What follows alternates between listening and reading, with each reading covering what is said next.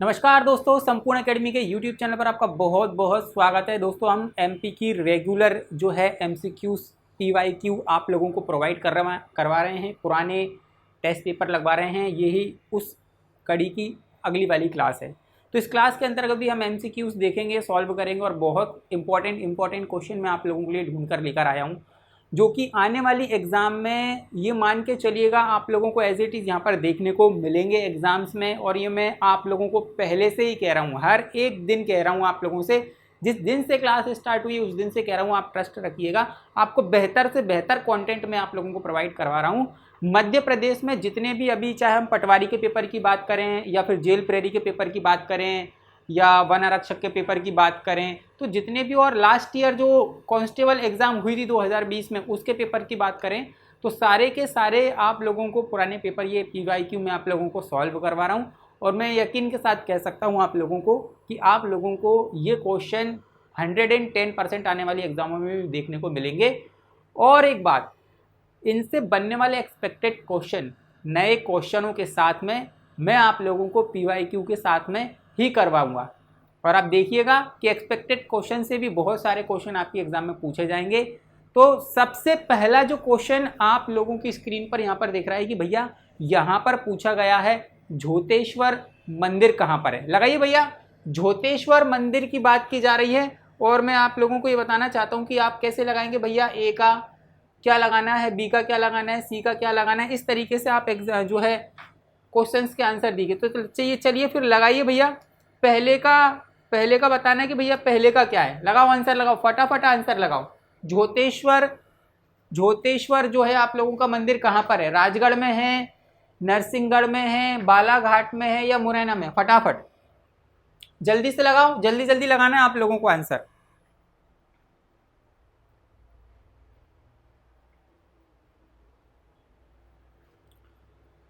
तो इसका जो आंसर है मेरे दोस्तों वो है आप लोगों का जो है नरसिंहगढ़। और याद रखिएगा, अगर कभी भी आपसे पूछता है कि भैया नरसिंहगढ़ के अंदर कौन सा मंदिर है, तो आपको झोतेश्वर मंदिर देखने को मिलेगा। इसके अलावा हम अन्य मंदिरों की बात करते हैं। अगर आपसे पूछेगा भैया मान मंदिर के बारे में, मान मंदिर कहाँ है, या फिर आपसे पूछता है कि भैया तेली का मंदिर कहाँ पर है, तेली का मंदिर पूछता है। अगर आपसे पूछता है कि चतुर्भुज मंदिर कहाँ पर है, और अगर पूछता है प्राचीन सूर्य मंदिर कहाँ पर है, याद रखिएगा प्राचीन सूर्य मंदिर। ये सारे मंदिर भी इंपॉर्टेंट है जो मैं आप लोगों को बता रहा हूँ। आप लोग याद रखिएगा कि भैया कौन कौन से मंदिर कहाँ पर आते हैं। अगर आप लोग ये याद रखोगे तो मान के चल दीजिएगा कि यहाँ से क्वेश्चन जरूर बनेंगे। अगर आपसे मान मंदिर पूछता है तो ये ग्वालियर के अंतर्गत है, जिसे मानसिंह तोमर ने बनवाया था। और जब मैंने आप लोगों को किले पढ़ाए थे और दुर्ग वाली जब क्लास ली थी, उसमें सारे के सारे जो किले के अंतर्गत जो मंदिर थे, चाहे वो मान मंदिर हो, चाहे तेली का मंदिर हो, सहस्त्र बाहु का मंदिर हो, सास बहू का मंदिर हो, तो सबके सब मंदिर मैंने डिटेल में पढ़ाए थे। तो यहाँ पर मान मंदिर बताऊँ तो ग्वालियर में है, मानसिंह तोमर द्वारा बनवाया गया था। ये याद रखिएगा भैया, मानसिंह तोमर के द्वारा बनवाया गया था। दूसरा आप लोगों का तेली का मंदिर, तेली का मंदिर मैंने आप लोगों को बताया था, ये भी ग्वालियर के अंतर्गत है। ये एक ऐसा मंदिर है कि भैया जो है आप लोगों का ग्वालियर के अंतर्गत पड़ता है ना। और उसके बाद हम बात करें चतुर्भुज मंदिर की और प्राचीन जो सूर्य मंदिर। देखो, एक आप लोगों का जो सूर्य मंदिर आता है वो दतिया के उन्नाव में आता है, दतिया के उन्नाव में आता है, जो कि सबसे प्राचीन है। सबसे प्राचीन की अगर बात करेगा भाई, तो वो आप लोगों का कहाँ पर आता है? दतिया का जो है उन्नाव जो है सबसे प्राचीन मंदिर है। चतुर्भुज मंदिर की बात करें तो दोस्तों, चतुर्भुज मंदिर जो है ना आप लोगों का 4 जगह आता है। याद रखना भैया, ग्वालियर, खजुराहो, धार, यहाँ पर आप लोगों को देखने को मिलेगा चतुर्भुज मंदिर। देखो, एक तो ग्वालियर में भी आप लोगों का चतुर्भुज मंदिर देखने को मिलेगा, है ना। धार में भी आप लोगों को एक चतुर्भुज मंदिर देखने को मिलेगा, ग्वालियर में भी आप लोगों को एक चतुर्भुज मंदिर देखने को मिलेगा, और आप लोगों का खजुराहो में भी एक चतुर्भुज मंदिर है। तो खजुराहो जो मंदिर है ना, वो 4 जगह है दोस्तों, एक जगह नहीं है, 4 जगह आप लोगों का ये मंदिर आप लोगों को दिखाई देगा। तो याद रखिएगा, जब भी आप लोगों से चाहे तेली का मंदिर पूछे, या फिर आप लोगों का मान मंदिर पूछे, या फिर रेहली का मंदिर पूछे, या फिर आप लोगों का चतुर्भुज मंदिर पूछे, या प्राचीन अगर आप लोगों का सूर्य मंदिर पूछे, इसके अलावा भी आप लोगों को पता होना चाहिए कि जो खजराना मंदिर है, खजराना मंदिर पूछे आप लोगों से तो ये इंदौर के अंतर्गत आता है। एक बार पूछा था कांच मंदिर कहां पर आता है, तो कांच मंदिर भी इंदौर में आता है आप लोगों का। ये सारे के सारे मंदिर आप लोगों को याद रखना है कि भैया कौन सा मंदिर कहां पर आता है। इतने सारे फैक्ट मैंने आप लोगों को एक ही क्वेश्चन में कवर करवा दिए हैं कि मान के चल दीजिएगा बेहतर से बेहतर कंटेंट आप लोगों को देने का मैं कोशिश कर रहा हूं। अगला क्वेश्चन, क्वेश्चन नंबर 2, भैया बालाजीपुरम मंदिर कहां पर स्थित है? बालाजीपुरम मंदिर, चलो लगाओ, फटाफट आंसर लगाना है इसमें। बालाजीपुरम मंदिर, बालाजीपुरम मंदिर आप लोगों का ऑप्शन है भैया उज्जैन हो सकता है, इंदौर हो सकता है, अलीराजपुर है या बैतूल है। फटाफट आंसर। देखो जीके के क्वेश्चनों में यही होता है, आता है तो ठीक है, नहीं आता है तो फिर लगाओ या तो उसको रिव्यू में रखो। एग्ज़ाम जो कांस्टेबल की होने वाली है दोस्त, उस एग्ज़ाम में आप लोगों को समय कम मिलेगा, है ना, क्योंकि देखो 60-65 नंबर तो आप लोगों के मैथ्स रीजनिंग से ही आ जाएंगे और उन 60-65 नंबरों को करने के लिए आप लोगों को बहुत फास्ट कैलकुलेशन आप लोगों की होना चाहिए। तो आप लोगों का 1.5 घंटा तो ये मान के चल देना कहीं निकल जाएगा, आपको पता ही नहीं चलेगा। टाइम मैनेजमेंट बहुत ज़रूरी है, इसलिए ज़्यादा से ज़्यादा मॉक टेस्ट लगाएं। जीके के क्वेश्चन में टाइम बर्बाद ना करें, आता है तो लगाएं, नहीं आता है तो रिव्यू में रखें, समय मिलेगा तो हम देख लेंगे। तो बालाजीपुरम जो मंदिर है ना वो बैतूल के अंतर्गत आता है दोस्तों, बैतूल के अंतर्गत बालाजीपुरम मंदिर आता है, याद रखना। बाकी सारे मंदिर मैंने आप लोगों को इसके पहले बता ही दिए हैं कि कहाँ पर आते हैं। इसके बाद नेक्स्ट क्वेश्चन, फटाफट देखो भैया, फटाफट आंसर लगाना है आप लोगों को। थोड़ा सा बड़ा कर देता हूं मैं इसको, चलो फटाफट चलिए लगाइए भैया। मध्य प्रदेश में रानी दुर्गावती विश्वविद्यालय कहां पर है? मध्य प्रदेश में रानी दुर्गावती विश्वविद्यालय, मध्य प्रदेश में रानी दुर्गावती विश्वविद्यालय कहां पर है? जबलपुर में है, सागर में है, उज्जैन में है और इंदौर में है। बताइए भैया, फटाफट बताओ। चलिए आंसर आ तो रहे हैं आप लोगों के यार, चलिए चलिए फटाफट फटाफट फटाफट बताओ। आपसे पूछा गया है रानी दुर्गावती विश्वविद्यालय कहां पर है, ठीक है भैया। जो रानी दुर्गावती विश्वविद्यालय है वो आप लोगों का जबलपुर आता है, जिसकी स्थापना 1957 में की गई थी। कब की गई थी? 1957 में। सागर में कौन सा आता है भैया? सागर में सबसे इंपॉर्टेंट आता है, कई बार पूछा जाता है, हरि सिंह गौर विश्वविद्यालय, जिसकी स्थापना स्वतंत्रता के पहले की गई थी 1946 में। यह केंद्रीय विश्वविद्यालय है, याद रखना। उज्जैन में कौन सा आप लोगों का पड़ता है भैया? तो उज्जैन में आप लोगों का पड़ता है विक्रम विश्वविद्यालय। विक्रम विश्वविद्यालय अगर आपसे पूछेगा तो वो कहाँ पड़ता है आप लोगों का? उज्जैन में पड़ता है। इंदौर में आपका पड़ता है डीएवीवी यूनिवर्सिटी, डीएवीवी यूनिवर्सिटी पड़ती है। और अगर आपसे विक्रम पूछेगा तो उज्जैन पड़ता है। और अगर बरकतुल्ला पूछेगा, बरकतुल्ला विश्वविद्यालय अगर आपसे पूछता है, बरकतुल्ला विश्वविद्यालय, तो आता है आपका भोपाल। याद रखना भैया, सबसे इंपॉर्टेंट जो है आप लोगों का हरि सिंह गौर है, जिसकी स्थापना 1946 में की गई थी। आप याद रखिएगा कि भैया जब 1947 में हमारा देश आज़ाद हुआ था, ये उसके पहले का बना हुआ है 1946 का। तो याद रखिएगा हरि सिंह गौर विश्वविद्यालय आपका सागर के अंतर्गत आता है, विक्रम आता है आप लोगों का उज्जैन में, डीएवी इंदौर में आता है, बरकतुल्ला भोपाल के अंतर्गत आता है। चलिए अगला क्वेश्चन फटाफट बताओ भैया। अगला क्वेश्चन लिखा हुआ है, कौन सा किला मध्य प्रदेश में किलों के मोती के रूप में जाना जाता है? किलों का मोती मैंने पढ़ाया था आपको किले और दुर्ग वाली क्लास में, आप देखो उस क्लास को। और मैं ये कह रहा हूं भाई, आपको परिश्रम करना पड़ेगा, आप लोगों को लक्ष्य भेदने के लिए परिश्रम करना पड़ेगा। जैसे कि आपको एक स्टोरी सुनाता हूं मैं। एक बार क्या होता है कि भैया रात को सभी लोग बैठकर पांचों पांडव खाना खाते हैं, लेकिन लाइट चली जाती है। तो क्या होता है कि जब भी हम वो टुकड़े को, रोटी के टुकड़े को तोड़ते हैं, तो उसकी डायरेक्शन हमेशा मुंह की तरफ ही जाती है और कहीं नहीं जाती ना, ना इधर जाएगी ना इधर जाएगी, है ना। तो लोगों ने ये देखा वहाँ पर बैठे हुए कि जो डायरेक्शन है वो आपकी मुंह की तरफ जा रही है, मतलब ये अभ्यास है आपका कि आपका जो हाथ है ना वो आपके मुंह की तरफ ही बढ़ता है। ये अभ्यास है, इतना अभ्यास आप लोगों ने किया हुआ है कि कई डायरेक्शन में जा ही नहीं जा सकता। तो इसका कहने का मतलब यह है कि अर्जुन इतने सटीक तरीके से निशाने लगाता क्यों था? वो इतने सटीक तरीके से निशाने इसलिए लगा पाता था कि उसका अभ्यास और प्रैक्टिस बहुत जोरदार थी। आंख बंद करके भी निशाना लगा सकता था। जब जो है आप लोग मानिए, जब द्रौपदी का स्वयंवर हुआ तो चलती हुई मछली में पानी के प्रतिबिंब में देखते हुए उसने मछली की आंख पर निशाना साधा था। और तोते की आंख जो है जब परीक्षा ली गई थी द्रोणाचार्य द्वारा, तो केवल उसे ही अनुमति मिली गई थी कि तोते की आंख को लक्ष्य केवल अर्जुन भेदेगा। तो प्रैक्टिस बहुत इंपॉर्टेंट है, मायने रखती है। जितनी आप अच्छी तरीके से अभ्यास करोगे, प्रैक्टिस करोगे, उतनी अच्छी तरीके से लक्ष्य को भेद पाओगे। तो लक्ष्य को भेदने के लिए दोस्तों प्रैक्टिस जरूरी है और उस अभ्यास से ही आप अर्जुन बना जा सकता है। तो अर्जुन बनने के लिए उतनी प्रैक्टिस भी करना पड़ेगी दोस्तों। याद रखिएगा कि मध्य प्रदेश में जो है किलों का मोती किस रूप में जाना जाता है भैया? पहला है लांजी का किला, ग्वालियर का किला, तीसरा है आप लोगों का लाल बाग पैलेस और दतिया का किला। तो इसका जो आंसर है दोस्तों वो है आप लोगों का, आपको पता है, ग्वालियर का किला, जिसे किलों का रत्न कहा जाता है। किलों का रत्न, भारत का जिब्राल्टर कहा जाता है इसे,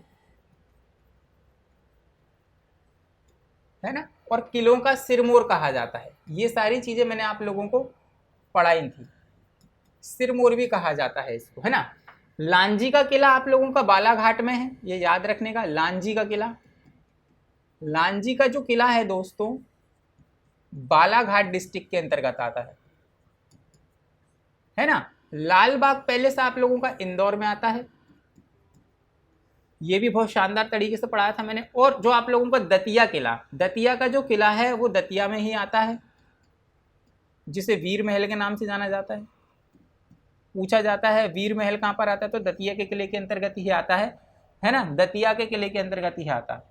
तो याद रखेगा, ऐसा कौन सा किला है जिसके मुख्य द्वार पर लिखा हुआ है न्याय मुकुट का हीरा? वो दतिया का किला ही है। जब मैंने आप लोगों को किले पढ़ाए थे ना, सारी डिटेल बहुत शानदार तरीके से पढ़ाई थी।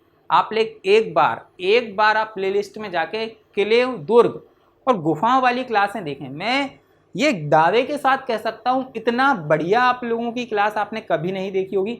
आप कंपैरिजन करना और कंपैरिजन करने के बाद ये अनुमान लगाना कि यार हमने अभी तक जो पढ़ा है उससे भी अच्छा इसमें कंटेंट आपको दिया गया है। आप कंपैरिजन करके देखना और आप देखोगे कि भैया हमने बहुत कुछ इस क्लास में नया सीखा है ना। चलिए आगे बढ़ते हैं। नंबर 5, चलो।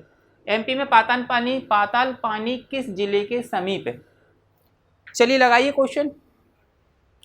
एमपी में जो है आप लोगों का पाताल पानी किस जिले के समीप है? PYQ क्वेश्चन है भैया, पिछली बार एग्जामों में पूछा गया था, याद रखिएगा। PYQ है,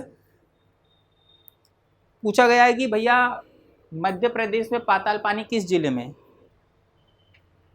उमरिया में है,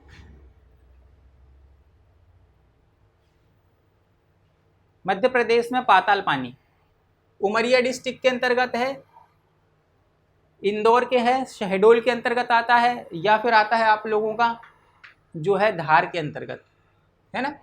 ये आप लोगों को बताना है कि भैया किस जिले के अंतर्गत आता है। चलिए, पाताल पानी इसका सही आंसर है दोस्त इंदौर के समीप। बहुत फेमस जगह है पाताल पानी, एक जलप्रपात है दोस्तों जो है इंदौर डिस्ट्रिक्ट से थोड़ी सी 10-15 किलोमीटर की दूरी पर आप लोगों को पाताल पानी देखने को मिलेगा। ये याद रखिएगा कि किस जिले के समीप है, तो इंदौर जिले के समीप है ना। ये सारी की सारी चीज़ें आप लोगों को याद रखना है। आगे बढ़ते हैं। Question number 6। क्वेश्चन नंबर 6 क्या कहता है कि भैया बोरी अभ्यारण्य कब बनाया गया था? बोरी अभ्यारण्य कब बनाया गया था? याद रखिएगा, इसका जो सही जो है वो 1977 है, थोड़ा सा प्रिंट मिस्टेक है इसमें। चलिए, आंसर तो वैसे मैंने बता ही दिया है। चलो बताओ भैया कि बोरी अभ्यारण्य जो है आप लोगों का, बोरी अभ्यारण्य किस वर्ष बनाया गया था?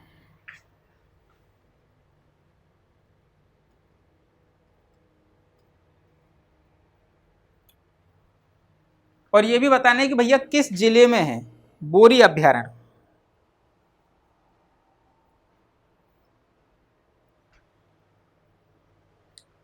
बोरी अभ्यारण्य, तो दोस्तों बोरी जो अभ्यारण्य है ना, एक तो ये याद रखना कि ये जो बोरी अभ्यारण्य है वो होशंगाबाद डिस्ट्रिक्ट के अंतर्गत आता है। होशंगाबाद डिस्ट्रिक्ट के अंतर्गत आता है। 1977 में इसे बनाया गया था। ये आप लोगों को याद रखना है। अब अगर आपसे पूछेगा देश का पहला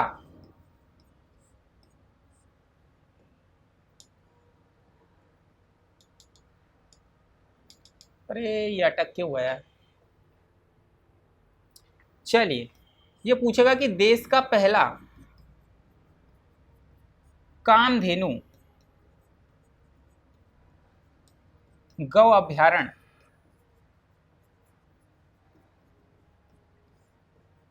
कौन सा है या कहां पर बनाया गया है? तो ये आगर में बनाया गया है,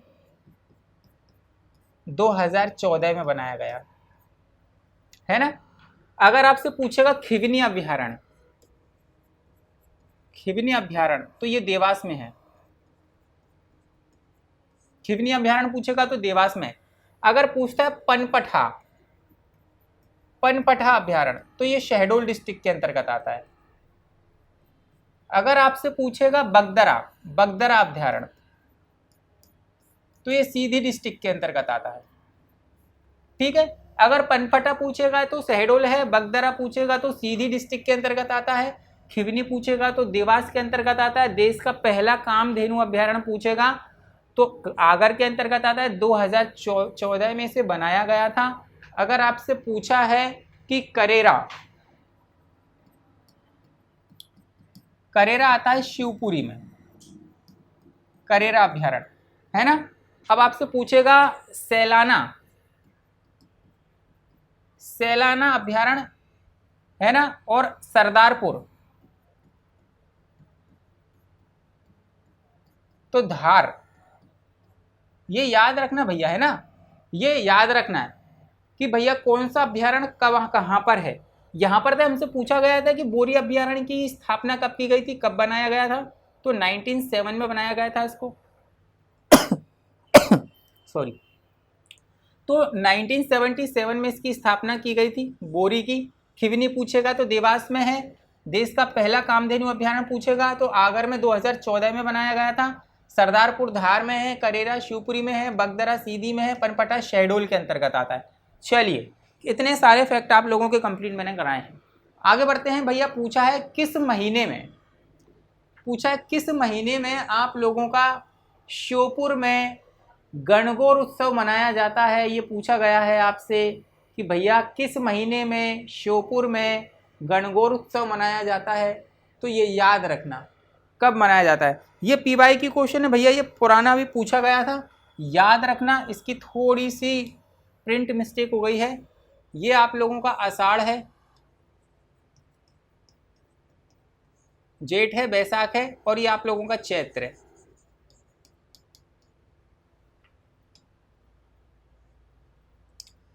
इसको सही कर लेना।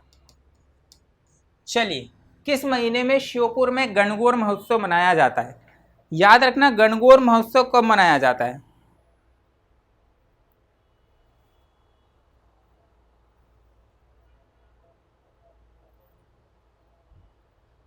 चलिए बताइए, फटाफट लगाओ यार आंसर, फटाफट फटाफट लगाओ। देखिए, किस महीने में श्योपुर में गणगौर उत्सव मनाया जाता है? तो चैत्र महीने में मनाया जाता है गणगौर उत्सव। ये पूछा गया क्वेश्चन है आपका पिछली बार।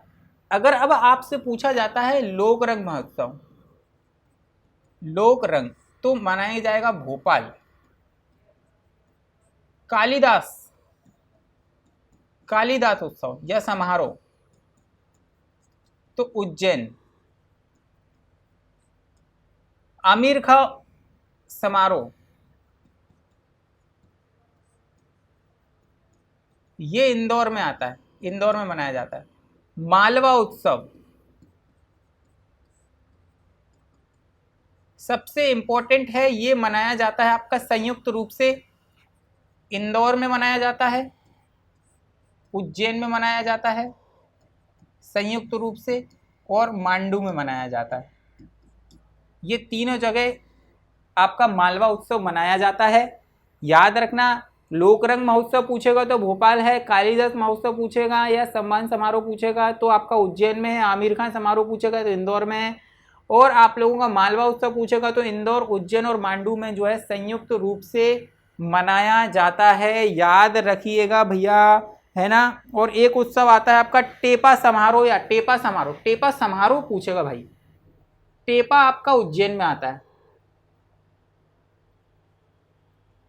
याद रखिएगा, टेपा पूछेगा तो उज्जैन में आता है टेपा समारोह, या आपसे आमिर खान समारोह पूछेगा तो इंदौर में आता है, कालिदास समारोह पूछेगा तो उज्जैन में आता है, लोकरंग महोत्सव पूछेगा तो भोपाल में आता है, मालवा उत्सव पूछेगा तो इंदौर में, उज्जैन में और मांडू में सम्मिलित रूप से किया जाता है, टेपा उत्सव पूछेगा तो उज्जैन में आता है।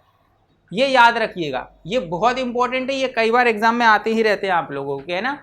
चलिए आगे बढ़ते हैं भैया, नेक्स्ट क्वेश्चन। नेक्स्ट क्वेश्चन भैया, अब आपको बताना है तानसेन समारोह, ये भी बहुत इंपॉर्टेंट है भाई। तानसेन समारोह, तानसेन समारोह कहाँ मनाया जाता है दोस्त? तानसेन समारोह, चलिए एक छोटी सी इंफॉर्मेशन और आपको देता हूं मैं, एक ये देखिएगा आप, तो चलिए एक ये देखिएगा आप ये देखो क्या लिखा हुआ है। सबसे इंपॉर्टेंट, मध्य प्रदेश की जनसंपर्क विभाग की जो साइड है उस पर देखिएगा, लिखा हुआ है कि ध्रुपद का राष्ट्रीय समारोह प्रतिवर्ष ग्वालियर में आयोजित होगा।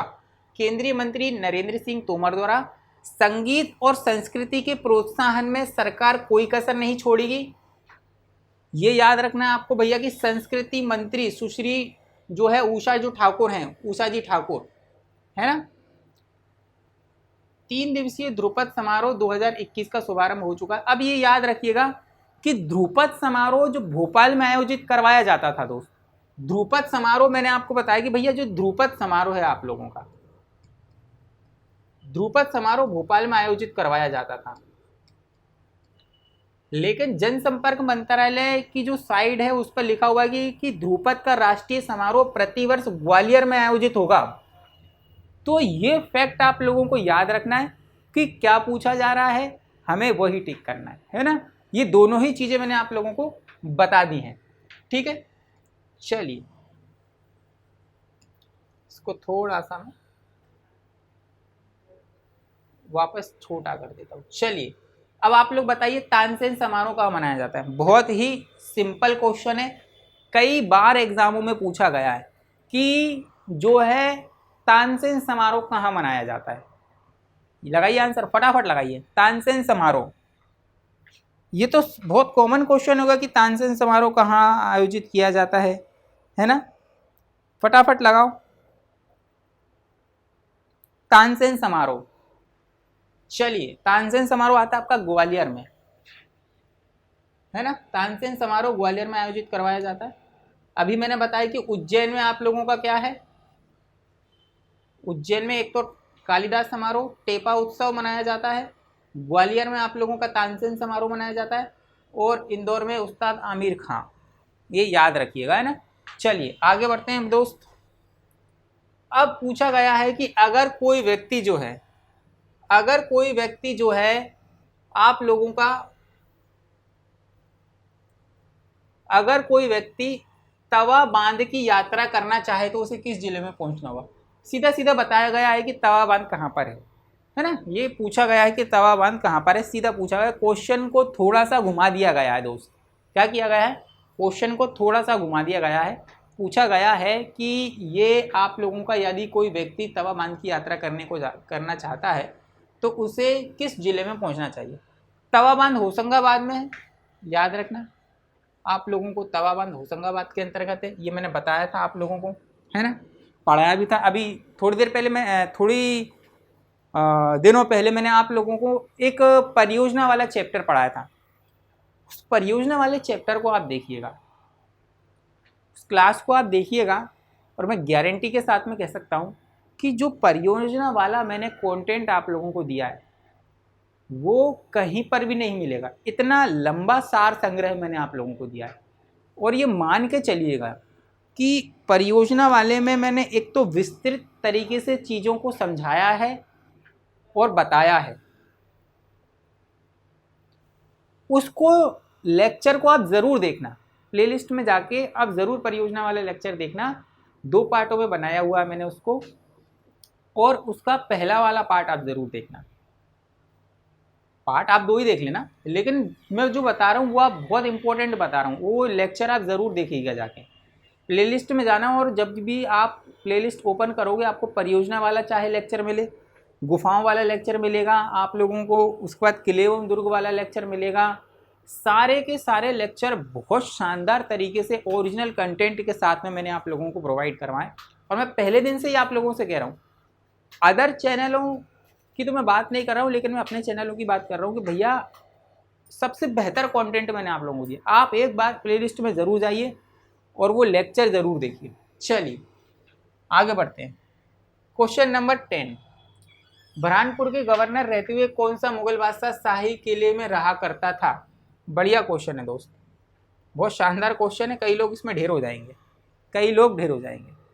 चलिए बताइए फटाफट, बहुत बढ़िया क्वेश्चन है। बुरहानपुर के गवर्नर रहते हुए कौन सा मुगल बादशाह शाही किले में रहा करता था? एक तो बुरहानपुर जो है ना मेरा सबसे फेवरेट है, क्योंकि देखो बुरहानपुर जो है ना आप लोगों का, इसे दक्षिण का प्रवेश द्वार कहा जाता था। क्या कहा जाता है? इसे दक्षिण का प्रवेश द्वार कहा जाता है। और इसके अंतर्गत देखो बुरहानपुर की जब बात करेंगे, बुरहानपुर पूछा जाता है कि भैया दक्षिण का प्रवेश द्वार,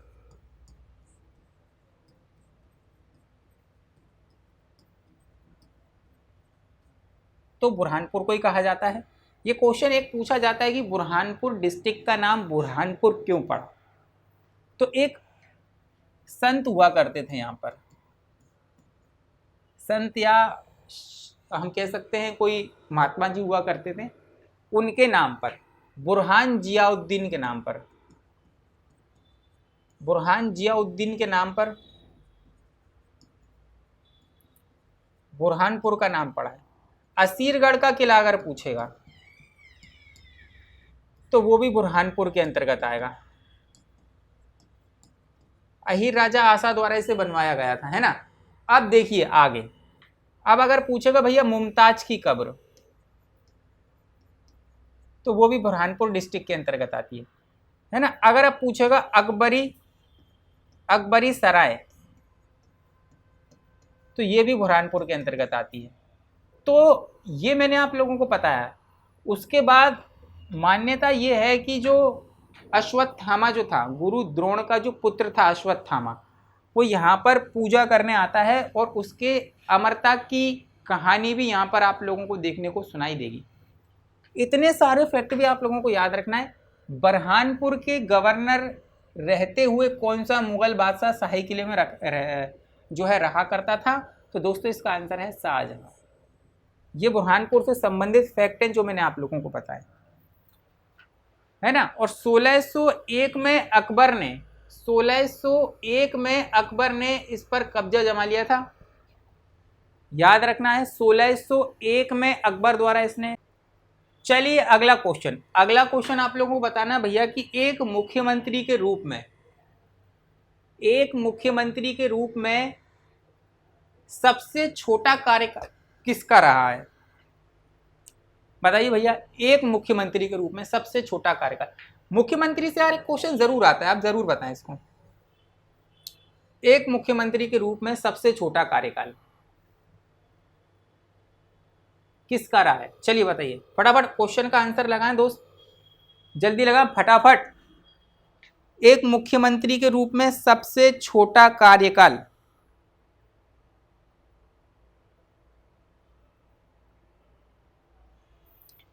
एक मुख्यमंत्री के रूप में सबसे छोटा कार्यकाल।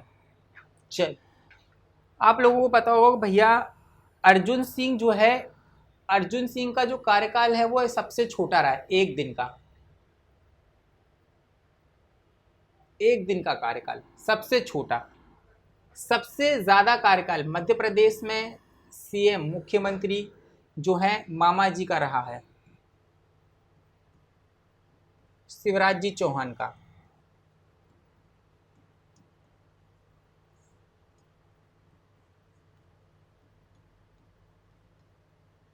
याद रखिएगा, सबसे छोटा पूछेगा तो 1 दिन का अर्जुन सिंह का, सबसे ज्यादा पूछेगा अभी तक जो वर्तमान में है मामा जी शिवराज सिंह चौहान का। अब याद रखिएगा कि भैया जो आप लोगों का प्रथम सीएम अगर पूछेगा तो पंडित रविशंकर शुक्ल है ना। अगर आपसे पूछेगा पहला गवर्नर तो पट्टाभी सीतारमैया, पट्टाभी सीतारमैया प्रथम गवर्नर। पहली महिला मुख्यमंत्री पूछेगा, पहली महिला सीएम तो उमा भारती।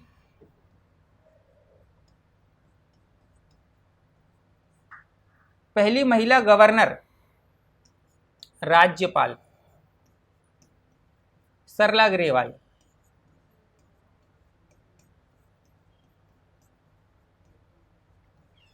आपसे क्वेश्चन पूछेगा कि भाई मध्य प्रदेश का जो विभाजन है वह कौन से मुख्यमंत्री के शासनकाल में हुआ था? दिग्विजय सिंह के शासनकाल में, दिग्विजय सिंह जी के शासनकाल में हुआ था। अब आपसे क्वेश्चन पूछेगा दोस्त कि भोपाल गैस त्रासदी, भोपाल गैस त्रासदी किसके शासनकाल में हुई थी? 1984 में आपका अर्जुन सिंह जो थे उनके शासनकाल में हुई थी। याद रखिएगा कि अगर आपसे पूछता है कि सबसे छोटा कार्यकाल किसका है तो मैंने बताया अर्जुन सिंह का है। सबसे ज्यादा अभी वर्तमान तक रह चुके हैं शिवराज जी चौहान मामा जी। प्रथम मुख्यमंत्री रविशंकर शुक्ल है, गवर्नर राज्यपाल आपके पट्टाभी सीतारमैया, पहली मुख्यमंत्री उमा भारती है, राज्यपाल सरला ग्रेवाल हैं। मध्य प्रदेश का जो विभाजन हुआ था दिग्विजय सिंह के शासनकाल में हुआ था, और भोपाल गैस त्रासदी जो है ना वह अर्जुन सिंह के शासनकाल में हुई थी। इतने फैक्ट आप लोगों को याद रखना है दोस्त, है ना, याद रखिएगा मेरे दोस्तों, है ना। और राजा जो नरेश हैं आप लोगों के, राजा जो नरेश हैं वह 13 दिन के लिए रहे थे। राजा नरेश, राजा जो नरेश है ना आपके, ये बार बार हैंग हो रहा है यार,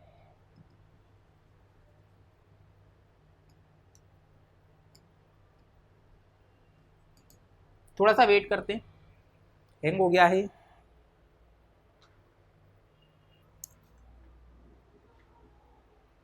चलिए, अगर आपसे पूछेगा कि भैया पहला गैर कांग्रेसी मुख्यमंत्री, गैर कांग्रेसी सीएम, गैर कांग्रेसी सीएम पूछेगा तो भैया आपका कैलाश जोशी है।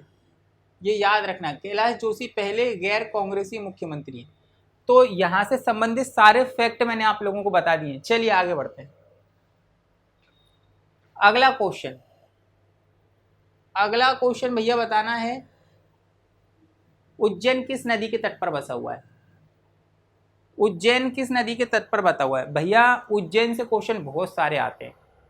बताना है कि उज्जैन किस नदी के तट पर बसा हुआ है। चलिए लगाइए फटाफट, चलो जल्दी जल्दी लगाओ दोस्त, चलो फटाफट आंसर लगाना है। उज्जैन किस नदी के तट पर बसा हुआ है? इसको थोड़ा सा करेक्शन कर लेना, तात लिखा हुआ है यहाँ पर, तट पर बसा हुआ है। शिप्रा, खान, बेतवा, या फिर आप लोगों का शिवना नदी। चलिए, तो इसका जो आंसर है दोस्त वो है आप लोगों का शिप्रा नदी। याद रखिएगा, शिप्रा जो नदी है आप लोगों की,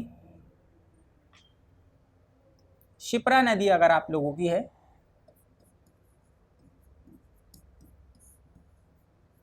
काकरी बरडी से निकलती है,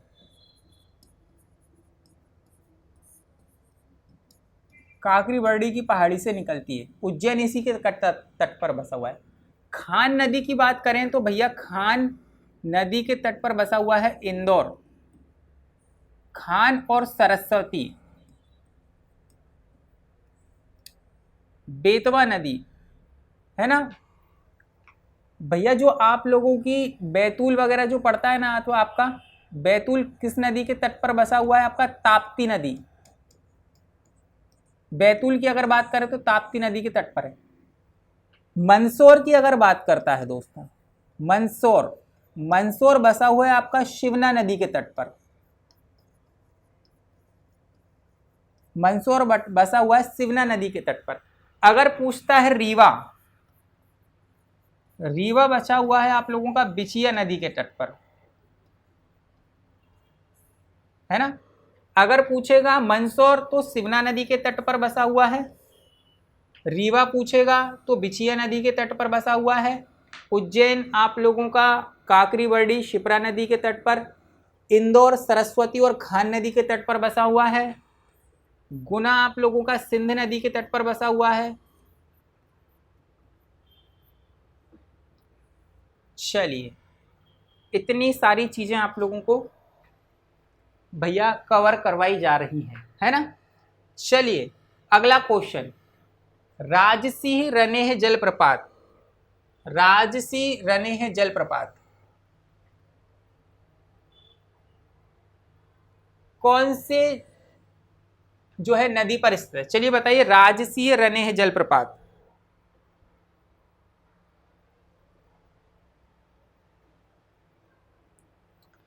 राजसिंह रनेह जलप्रपात चंबल पर है, केन नदी पर है, ताप्ती पर है, नर्मदा पर है, कौन सी नदी पर है? फटाफट बताओ भैया।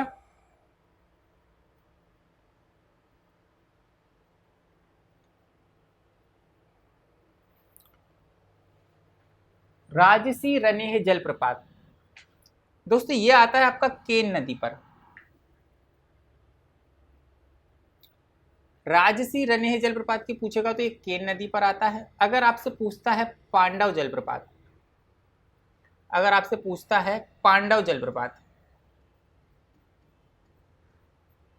या पूछता है गाथा जलप्रपात, ये दोनों आते हैं पन्ना में, ठीक है। ये पन्ना में आते हैं आप लोगों के पांडव जलप्रपात, गाथा जलप्रपात, ठीक है। अगर आपसे पूछेगा रजत जलप्रपात या पूछेगा डचेस या पूछेगा अप्सरा, ये आते हैं आपके पचमढ़ी में। अब आपसे पूछेगा सबसे ऊंचा जलप्रपात, सबसे ऊंचा तो आता है आपका बहुटी जलप्रपात। बहुटी जलप्रपात आता है आप लोगों का 198 मीटर की ऊंचाई है इसकी। बीहड़ नदी पर आता है या फिर आपका आएगा सेलर नदी पर, दोनों में से ही कोई एक ऑप्शन आप लोगों को देखने को मिलेगा। सबसे ऊंचा जलप्रपात आप लोगों का बहुटी जलप्रपात है, 198 मीटर की इसकी हाइट है। बीहड़ या सेलर नदी पर आता है रजत जलप्रपात, डचेस जलप्रपात, अप्सरा जलप्रपात, ये पचमढ़ी में आते हैं। और पांडव और गाथा जलप्रपात ये पन्ना डिस्ट्रिक्ट के अंतर्गत आते हैं। इतना आप लोगों को समझ में आ रहा होगा दोस्त, शानदार तरीके से समझ में आ रहा होगा, है ना। चलिए इसमें और क्या है भैया, समझ में तो आ रहा है ना दोस्तों को। ये जो आप लोगों का पांडव और गाथा जलप्रपात है यहाँ केन नदी पर ही है। चलिए नेक्स्ट क्वेश्चन, क्वेश्चन नंबर 14, 2007 में स्थापित एमपी मुक्केबाजी और तलवारबाजी अकेदमी कहां पर है? 2007 में स्थापित मध्य प्रदेश मुक्केबाजी और राज्य तलवारबाजी अकेदमी कहां पर है? चलिए फटाफट आंसर, फटाफट लगाओ भैया आंसर। चलिए बहुत शानदार। चलिए लगाइए फटाफट, बहुत शानदार, लगाओ लगाओ, जल्दी जल्दी लगाओ भाई। 2014 में स्थापित मध्य प्रदेश मुक्केबाजी और राज्य तलवारबाजी अकादमी कहाँ पर है? चलो जल्दी जल्दी लगाओ। चलिए बढ़िया, सभी का आंसर आ रहा है भैया। मध्य प्रदेश में स्थापित एमपी मुक्केबाजी और राज्य तलवारबाजी अकादमी कहाँ पर? भैया ये आती है आपकी भोपाल के अंतर्गत, याद रखिएगा। चलिए अगला क्वेश्चन, मध्य प्रदेश में टेबल टेनिस संघ कहाँ पर है? मध्य प्रदेश में टेबल टेनिस संघ,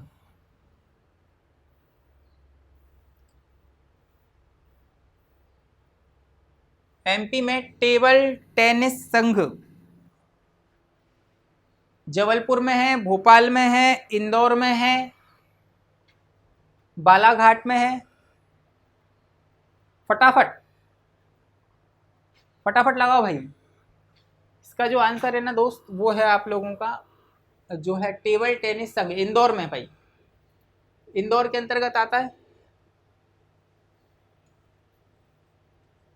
मध्य प्रदेश में टेबल टेनिस संघ कहाँ पर आता था? जो है आप लोगों का इंदौर डिस्ट्रिक्ट के अंतर्गत आता है। चलिए अगला क्वेश्चन, मध्य प्रदेश की सबसे ऊंची चोटी, भाई साहब बच्चों का सबसे फेवरेट क्वेश्चन और व्यापम का भी सबसे फेवरेट क्वेश्चन, लेकिन आज मैं आपको इससे संबंधित वो फैक्ट बताना चाहता हूं जो शायद ही किसी कोचिंग में आप लोगों ने पढ़े होंगे। चलिए फटाफट लगाओ भैया कि मध्य प्रदेश में सबसे ऊंची चोटी कौन सी है? ये आप लोगों को पता है, लेकिन इससे संबंधित जो फैक्ट मैं आज आप लोगों को बताना चाहता हूं भाई, वो आप लोगों को बस सुनते रहना।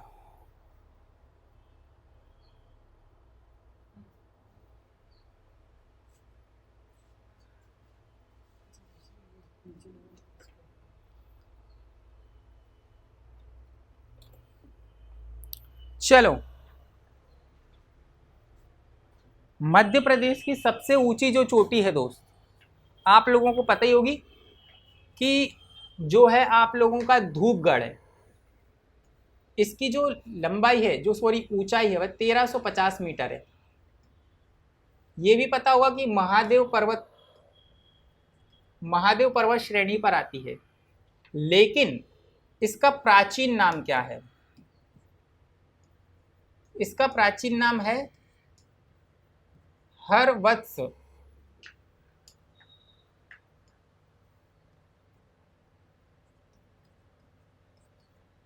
इसका प्राचीन नाम क्या है? हरवत्स कोट।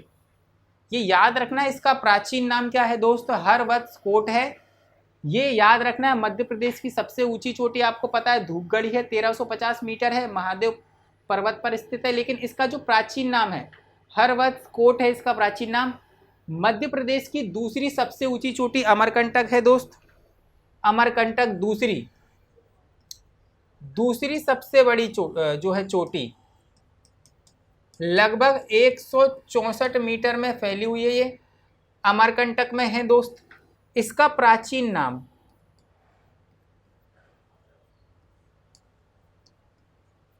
आम्रकूट है।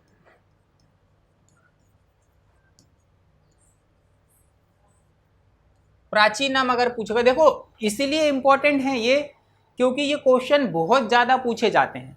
अब क्वेश्चन बनाने का जो तरीका है ना, उसका थोड़ा डिफरेंट हो गया है।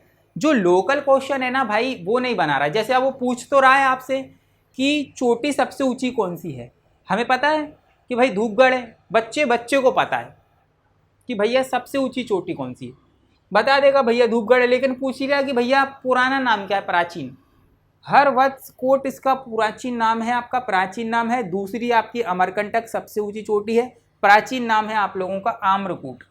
इसको भैया डायरी में नोट डाउन कर लो, मज़ा आ जाएगा आप लोगों को, है ना। फटाफट लिख लो, फटाफट। चलिए अगला क्वेश्चन, मध्य प्रदेश में जैव विविधता के आधार पर कितने प्रकार की जलवायु पाई जाती है? मध्य प्रदेश में जैव विविधता के आधार पर कितने प्रकार की जलवायु पाई जाती है, ये आपसे पूछ रहा है। चलिए आंसर लगाइए भैया। मध्य प्रदेश में जैव विविधता के आधार पर जो है कितनी ऋतुएं पाई जाती हैं, याद रखना है।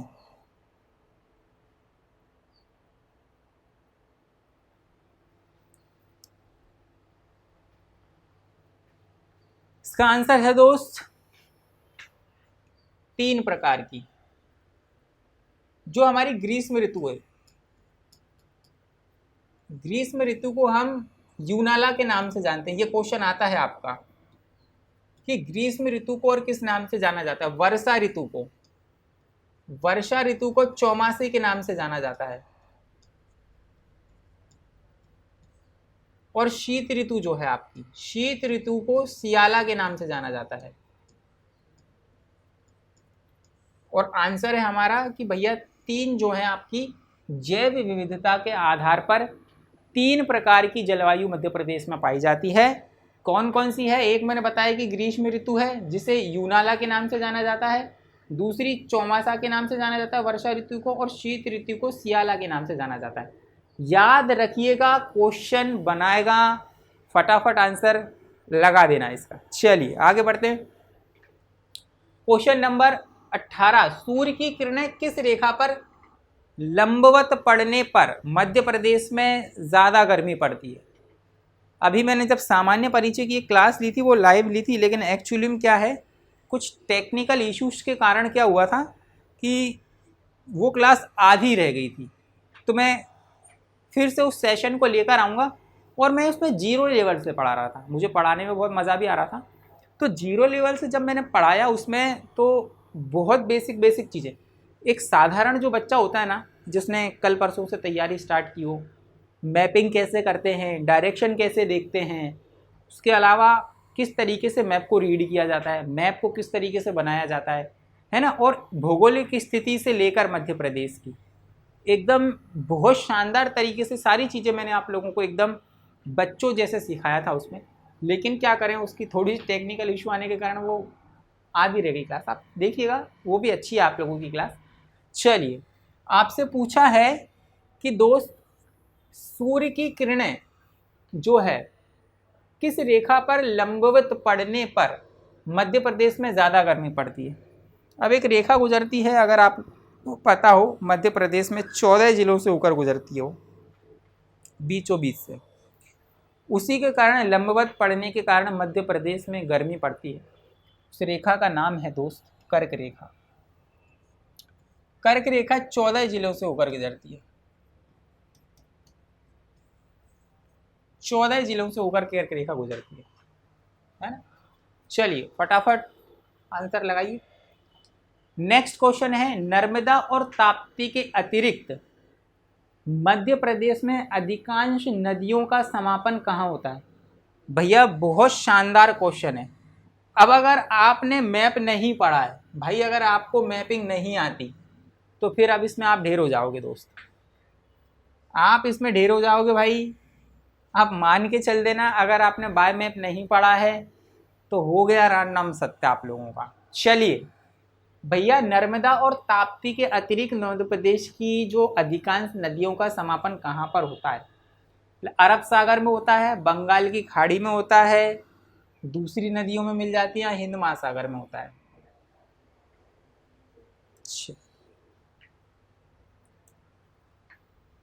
है ना, बताना है इसमें भैया कि नर्मदा और ताप्ती के अतिरिक्त मध्य प्रदेश की अधिकांश नदियों का समापन कहाँ होता है। पहले तो आपको ये समझना पड़ेगा कि दोस्त ये हमारा मध्य प्रदेश है ना। अब ध्यान से समझना है, बच्चे ढेर हो जाएंगे। ये छोटा सा एक मैं मैप बना लेता हूँ आपको।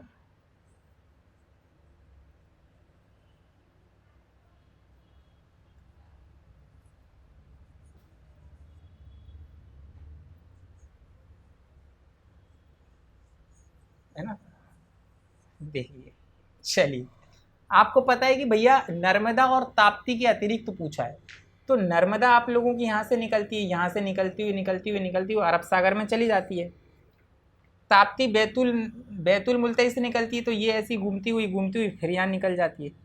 और अगर आप भारत का जो मैप है वो देखेंगे, भारत का मैप अगर आप देखेंगे, उसके एक तरफ आप लोगों को बंगाल की खाड़ी दिखेगी, एक तरफ दिखेगा आपको अरब सागर। तो ये जो दोनों नदियां है ना, ये नर्मदा और ये ताप्ती, ये दोनों तो भैया बह के अरब सागर में चली जाती हैं, है ना। यहाँ से बहती हुई जाएंगी, ये इधर इधर इधर, और गुजरात से ऐसी ऐसी ये नीचे चली जाएगी भाई, और फिर ये भी नदी आप लोगों की कहाँ चली जाएगी, अरब सागर में चली जाएगी। अब दोस्त, इससे हमसे पूछा गया इसके अतिरिक्त, तो भैया अरब सागर में नहीं मिलेंगी, हिंद महासागर तो आप लोगों का नीचे, वहां तो जाएंगे नहीं, बंगाल की खाड़ी में तो ये दोनों जाती है। अब देखो क्या है, दूसरी नदियों में मिल जाती है, इसका सही आंसर यही है, दूसरी नदियों में मिल जाती हैं, इसको सही कर देना। क्यों, आपको बताता हूँ कि चंबल जो हमारी मऊ के जाना पावा से निकलती है, वो इस तरीके से मंदसौर, नीमच, उज्जैन से बहती हुई आप लोगों का पहले राजस्थान चली जाती है, राजस्थान से वापस एंटर करते हुए आप लोगों का ये चली जाती है। अब इसकी जो सहायक नदियाँ हैं, चाहे आप लोगों की जो शिप्रा नदी हो, है ना, या फिर आप लोगों की अगर हम बात करें सिंध नदी हो, पार्वती नदी हो, ये जितनी भी नदियां उत्तर की ओर बहती हैं, और ये क्या करती हैं, चंबल में जाके मिल जाती हैं।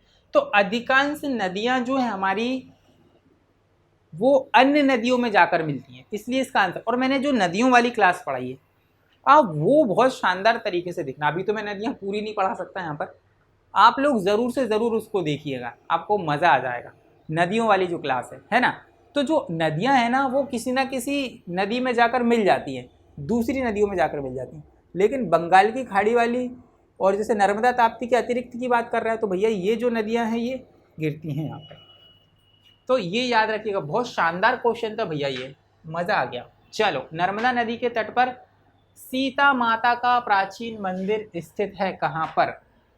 ये भी बहुत शानदार मंदिर, इसमें भी बच्चे ढेर हो जाएंगे भाई, इसमें भी बच्चे ढेर हो जाएंगे, ये क्वेश्चन पूछा गया है ना। चलिए लगाओ, जब तक मैं थोड़ा सा आराम कर लूँ। क्वेश्चन लगाए हो भैया, पूछा गया है कि नर्मदा नदी के तट पर, नर्मदा नदी के तट पर सीता माता का प्राचीन मंदिर कहाँ पर है? लगाओ, थोड़ा सा मैं बैठ जाऊँ यार, ज़रा रेस्ट कर लूँ।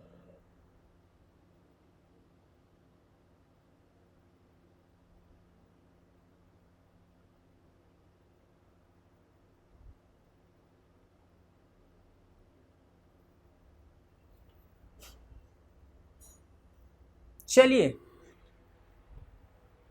फटाफट लगाओ। इसका आंसर है दोस्त देवास। सीता माता की जो है आप लोगों की, सीता माता का प्राचीन मंदिर आप लोगों का देवास में है। माता सीता की समाधि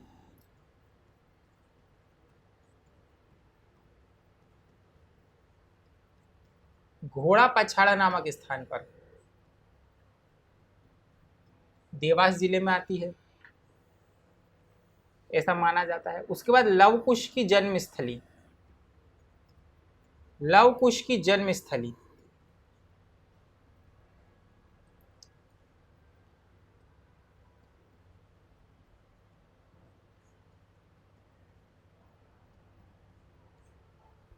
ये भी यहीं पर मानी जाती है। उसके बाद भीम द्वारा निर्मित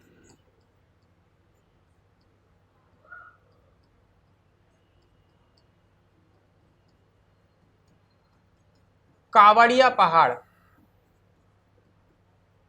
वो भी यहीं आता है भैया। ये फैक्ट आप लोगों को याद रखना है, देवास जिले से। चामुंडा माता का मंदिर भी भैया देवास में आता है। एक चामुंडा देवी का मंदिर, फेमस मंदिर चामुंडा देवी का एक आता है आपका, चामुंडा देवी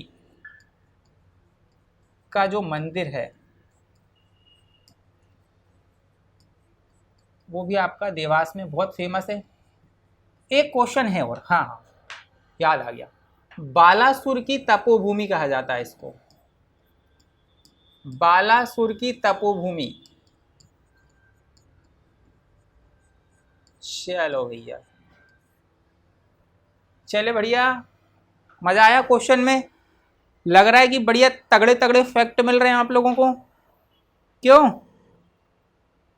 तो एक बार क्लास को शेयर कर देना, लाइक कर देना, कमेंट कर देना, जितना फैला सकते हो फैला देना। बेहतर से बेहतर कंटेंट जो पहले दिन से कहा जा रहा है आप लोगों से, बहुत शानदार फैक्ट बता रहा हूँ। जो नए पैटर्न में आजकल व्यापम पूछ रहा है ना, वो आप लोगों को बता रहा हूँ। चलिए अगला क्वेश्चन, अगला क्वेश्चन है आप लोगों का कि किस नदी को सूर्यपुत्री के नाम से जाना जाता है? किस नदी को सूर्यपुत्री के नाम से जाना जाता है? सिंपल क्वेश्चन है यार, ये तो बना लोगे, फटाफट लगा दो आंसर। चलिए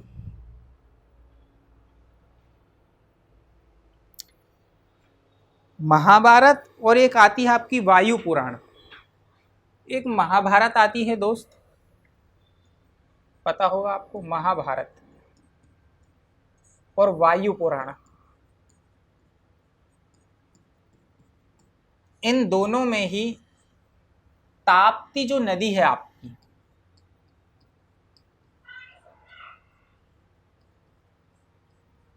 उसे सूर्यपुत्री के नाम से जाना गया है। इसका सही आंसर है ताप्ती नदी। अब नर्मदा नदी की बात करें तो 1000 बार बता दिया है, अमरकंटक से निकलती है, 13-12 लंबाई है, 3 राज्यों से होकर बहती है, और उसके बाद आप लोगों का मध्य प्रदेश में 10 से उत्तर बहती है। नर्मदा नदी के सारे इतने फैक्ट बता चुका हूँ कि मैं बोर हो गया हूँ उसके फैक्ट बता बता के, है ना। जैसे कि मेकल्स का अन्य नाम है, रेवा है, नमोदास है, साकरी है, ये सब के सब उसके अन्य नाम है ना। तो मैंने आप लोगों को बता दिया। चलिए आगे बढ़ते हैं दोस्त। तो ये थे आप लोगों के बहुत शानदार क्वेश्चन। क्लास ऐसी ही रेगुलर चलेगी, इसलिए सारी की सारी क्लासेस फ्री में पढ़ने के लिए फ्री ऑफ कॉस्ट, कोई पेड कोर्स नहीं है। प्लेलिस्ट में जाएं, सभी क्लासेस मिलेंगी, फ्री ऑफ कॉस्ट मिलेंगी आप लोगों को। इसलिए संपूर्ण एकेडमी के यूट्यूब चैनल को ज़रूर से ज़रूर सब्सक्राइब करें और बेल आइकन को दबाना बिल्कुल भी ना भूलें। तो फिर मिलते हैं कल इसी समय पर, आप लोगों से फिर मुलाकात होगी। मुझे दीजिए इजाज़त। धन्यवाद और जय हिंद।